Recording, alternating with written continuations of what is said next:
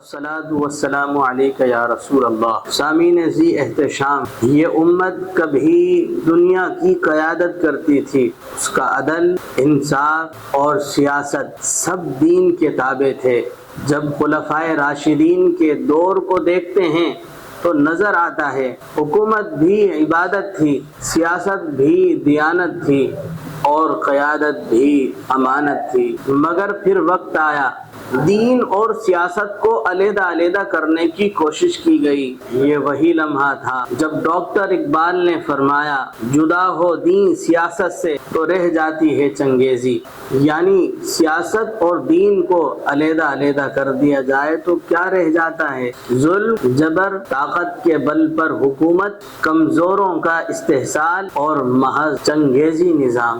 آج ذرا ارد گرد دیکھیے، جہاں سیاست دین سے خالی ہے وہاں حکمران عیش و عشرت میں ڈوبے ہوئے ہیں، عوام بھوک اور غربت میں پس رہی ہے۔ جہاں دین کی رہنمائی نہیں وہاں کرسی کی ہوس، اقتدار کی جنگ اور خون خرابہ ہے۔ میرے بھائیوں، اسلام نے سیاست کو عبادت بنایا اور سیاست کو دین کے تابع کر دیا، اور یوں عدل کا نظام قائم ہوا۔ رسول اللہ صلی اللہ علیہ وسلم نے فرمایا، الا کلکم راع وکلکم مسئول عن رعیتہ، خبردار تم میں سے ہر شخص نگہبان ہے اور ہر نگہبان سے اس کے ماتحت لوگوں سے متعلق پوچھا جائے گا۔